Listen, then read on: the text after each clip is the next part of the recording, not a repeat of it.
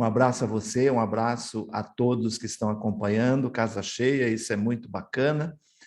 E vamos, o tempinho nosso é curto, né? Mas vamos dar uma amostra de alguns cuidados básicos para se evitar erros e, consequentemente, multas e outras dores de cabeça na declaração. Perfeito. Vou deixar aqui você, então. Eu vou aprender também muita coisa com você e ótima aula para todos nós. Até mais. Maravilha. Eu vou compartilhar a minha telinha aqui. Deixe-me ver se eu ainda sei. Estão vendo a tela? Acho que sim, né? Sim. Sim? Sim, está aparecendo. Eu só não estou vendo se ela está tela cheia. Agora sim, né? Maravilha, gente. Não está em formato tela cheia, Walter. Mas vai virar, então, porque para mim, já apareceu como tela cheia. Está a tela cheia agora? Ainda não. Mas está aparecendo. Está aparecendo, aham. Acho que vamos seguir assim, porque para mim está Professor, aparecendo... pode apertar o F5, que aí ela vai para a tela cheia. Já está, então. Exatamente, já foi? está no F5. É por isso que para mim está aparecendo como tela cheia. Deixa eu ver. Eu vou apertar de novo, ver se ele volta. Não, ele não voltou. Então, mais uma tentativa aqui. Deixa eu voltar aqui. Atenção. F5. Vamos ver se agora vai. Foi? Ainda não. Mas é interessante. Mas está visível? Se estiver visível... Sim, está visível. O slide é só para vocês não cansarem de olhar só para a minha cara aqui. Então, ele não tem muita... Eu não costumo encher o slide de conteúdo, a gente comenta. Bom, vamos lá, né? O nosso tempo é curto, então vamos apontar alguns detalhes, e especialmente para você, profissional da contabilidade, que eu sei o sofrimento que é conseguir que seu cliente, que o contribuinte, entregue toda a documentação, tudo que é necessário para se elaborar a declaração. Primeira coisa, isso foi uma luta minha em mais de 20 anos de plantão fiscal, falando no imposto de renda, orientando o contribuinte na Receita Federal, que é entender o fato gerador do imposto de renda, embora a imprensa e o foco da mídia nesse período, março e abril, seja uma das principais notícias, na verdade, o fato gerador do imposto de renda da pessoa física, lá no juridiquês, ele é chamado fato complexo ou complexivo. O que significa isso? Significa que ele começa em 1º de janeiro e termina em 31/12. Por isso, o contribuinte ele deve se atentar para, durante o momento em que o fato gerador vai ocorrendo, ou seja, ele adquire um bem, ele aliena um bem, ele ofere uma renda, ele paga uma despesa, lembrando que é predominantemente linguagem de caixa, o imposto de renda da pessoa física, é o momento que a documentação, que a parte probatória, caso o fisco venha a solicitar, eu tenho que guardar, colecionar, organizar em tempos de tecnologia, jogar numa pastinha no computador, ou se ainda gosta de papel, num envelope, mas tenha esses comprovantes. Por quê? Porque imposto de renda não é só março e abril. Março e abril é o momento do ajuste, por isso a declaração se chama declaração de ajuste anual. Assim, antes da declaração, todo cuidado de juntar a documentação, a complexidade maior, tanto para o profissional que vai elaborar a declaração, como para aquele contribuinte que vai fazer sua própria declaração, na verdade, é ter toda a documentação que vai embasar esse preenchimento. Claro, preciso da cópia da declaração anterior. Erros que acontecem aqui. Tomar cuidado de sempre utilizar a cópia da última situação da declaração. Às vezes ocorrem retificadoras, mais de uma até, então mantenha a última cópia daquilo que você enviou para o fisco, para você puxar, para você abrir a declaração a partir desses dados, e aí sim evitar erros, evitar que as informações do ano anterior sejam efetivamente as últimas enviadas para o fisco. Ter em mãos cópias de demonstrativos que durante o ano, como eu disse, conforme foram ocorrendo os fatos geradores, por exemplo, uma alienação de um bem imóvel, você vendeu um imóvel, você tem que apurar se houve ganho de capital, utilizando o demonstrativo GCAP, demonstrativo de apuração de ganho de capital. Ele gera um arquivinho que você vai importar para dentro do imposto de renda do IRPF 2022. Lembrando que um passarinho me contou que na quinta-feira deveremos ter as regras, a publicação das regras do imposto de renda. Tudo indica que a Receita estará divulgando na quinta-feira quais serão as regras e, se houver, quais serão as novidades para 2022.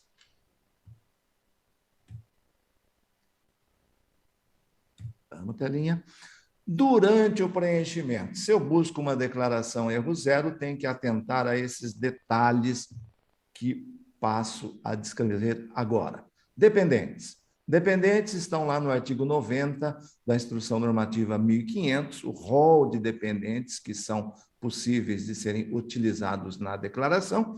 E aqui destaco que eu somente posso lançar a despesa de um dependente se ele estiver na minha declaração.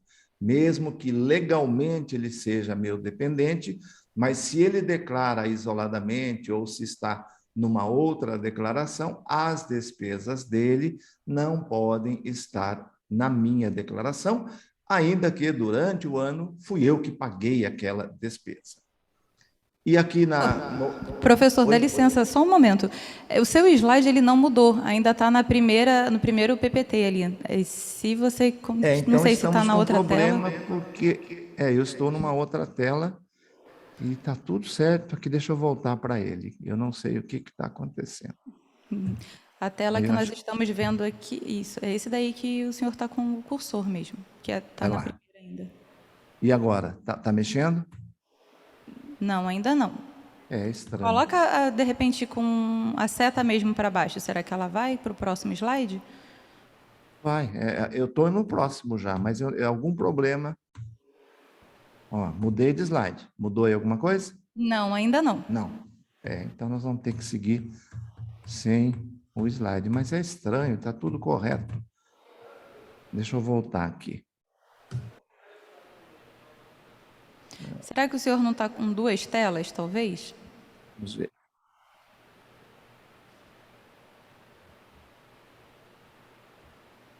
E agora?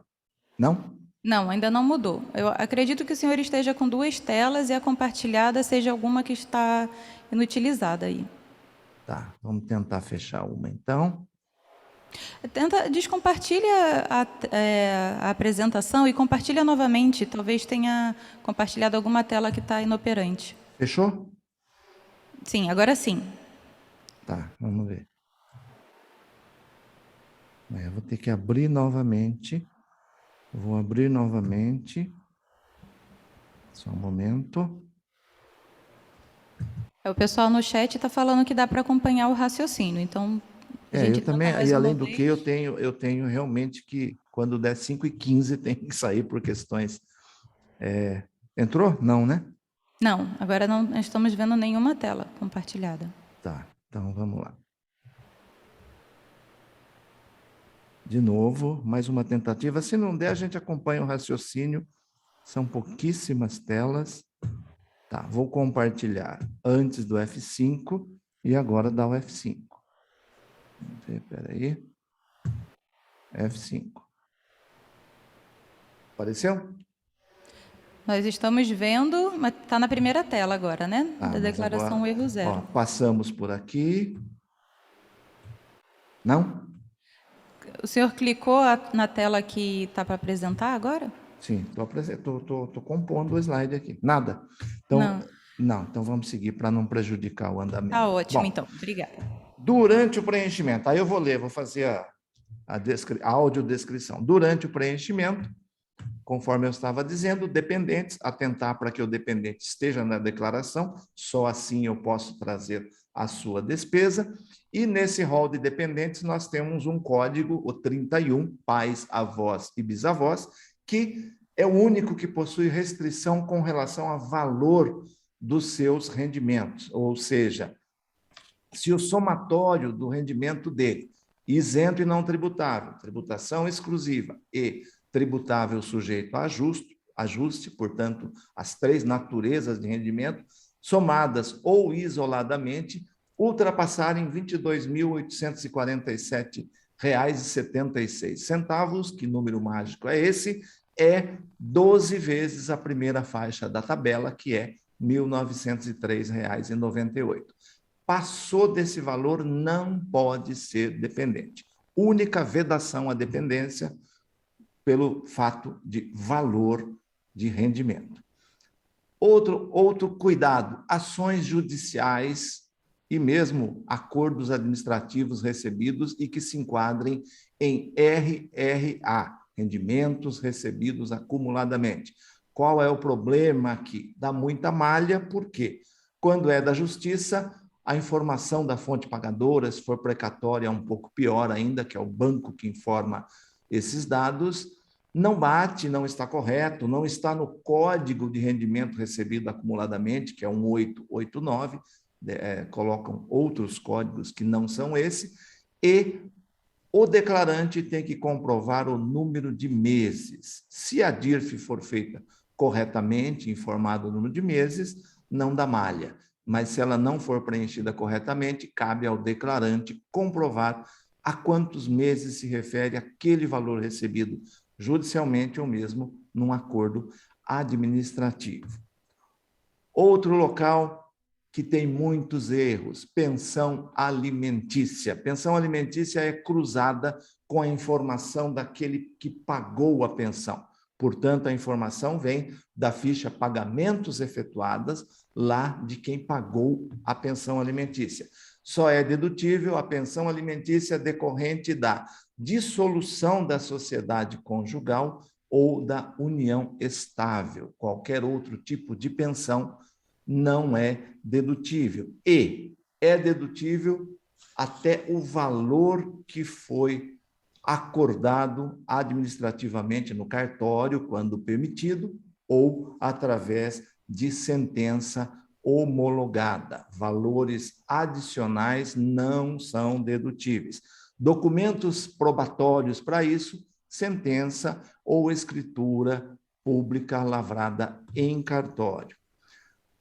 Outro ponto de atenção, eu fiz um rol rapidinho em função do tempo que nós temos. Quem sabe a Conta Azul me dá uma oportunidade de falar 1 hora e meia para vocês, estou à disposição, viu? Livro caixa. O livro caixa, primeiro, ele só é permitido a utilização do livro caixa, ou seja, de beneficiar das deduções das despesas de livro caixa, se o meu rendimento é rendimento do trabalho. Se eu utilizo o aplicativo Livro Caixa Carnê-Leão, que passou a ser online desde o ano passado, 21, para declarar, por exemplo, aluguel recebido, rendimento do exterior, pensão alimentícia, eu não posso escriturar livro caixa, não posso jogar despesas ali. Despesas é para aquele autônomo, para aquele profissional que trabalha sem vínculo empregatício e tem despesas diretamente ligadas à sua atividade. Aí sim, eu tenho despesas dedutíveis de livro caixa.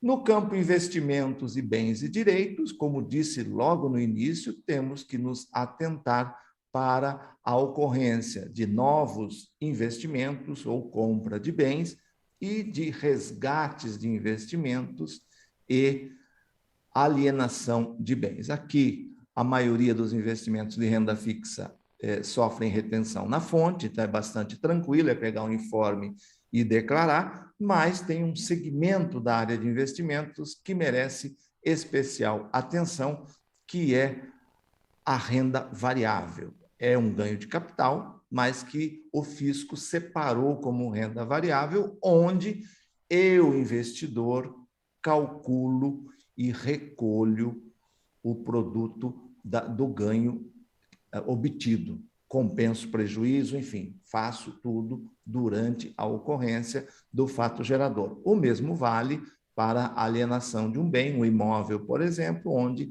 também apuro o ganho de capital, recolho até o último dia útil do mês seguinte ao do recebimento.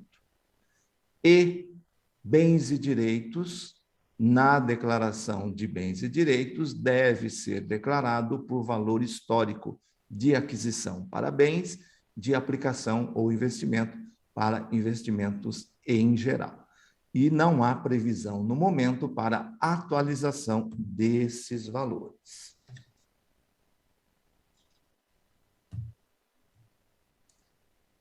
Após a entrega da declaração, quer dizer, tomei todos esses cuidados para evitar que eu tenha erros e venha a ser incluído na temida malha, que a imprensa adora chamar de malha fina, mas que para a Receita Federal são 3 tipos de malha. Malha preenchimento, que é aquela decorrente basicamente de situações cadastrais ou de situação não permitida. Por exemplo, alguém entrega a declaração e figura como dependente de uma outra declaração. Essa duplicidade, na regra geral, não é permitida e vai levar as duas declarações para a malha preenchimento. A outra malha, a malha débito, ela só vai existir quando a minha declaração entregue resultou em imposto a restituir, mas o meu CPF possui algum débito junto ao fisco. Malha débito nada mais é do que um encontro de contas. Eu tenho um crédito perante a Receita tem um crédito contra mim. É feito o encontro de conta, eu posso concordar ou não, mas de qualquer forma, o fisco vai me colocar em malha débito e me dar o prazo de 30 dias para me manifestar. Não se manifestando, ocorre a compensação, o fisco paga o que sobrar, ou se o crédito é menor que o débito, ele continua cobrando a diferença. Se eu me manifestar contrariamente, a compensação não ocorre, mas também o fisco não me paga o crédito que eu tenho enquanto perdurar algum débito no meu CPF. E a mais comum das malhas, que é a malha fiscal, que leva um número bastante elevado de contribuintes a ter que alterar sua declaração, incluir, excluir, corrigir ou comprovar. Com relação à malha, é importante lembrar que nem toda malha significa erro ou omissão do declarante. Em muitos casos, malha simplesmente é uma situação em que o fisco não conseguiu cruzar as informações. E, por isso, ele pede que eu, declarante, apresente a documentação que serviu de base para aquele lançamento que eu fiz na declaração. Se eu tenho alguma pendência, descubro que há um erro, por exemplo, eu posso apresentar uma retificadora. Essa retificadora eu faço a qualquer tempo, em até 5 anos. Enquanto eu estiver dentro do prazo de entrega, a minha retificadora pode, inclusive, mudar a forma de tributação. Antigamente chamávamos de modelo.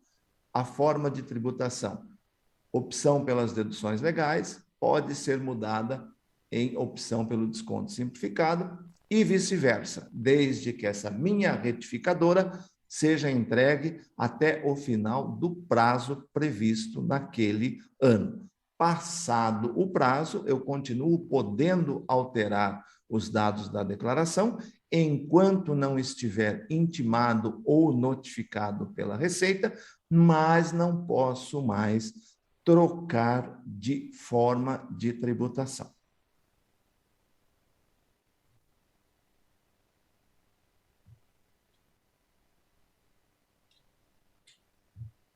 Ainda após a entrega da declaração, eu tenho algumas situações que é quando o fisco detecta que minha declaração apresentou alguma pendência.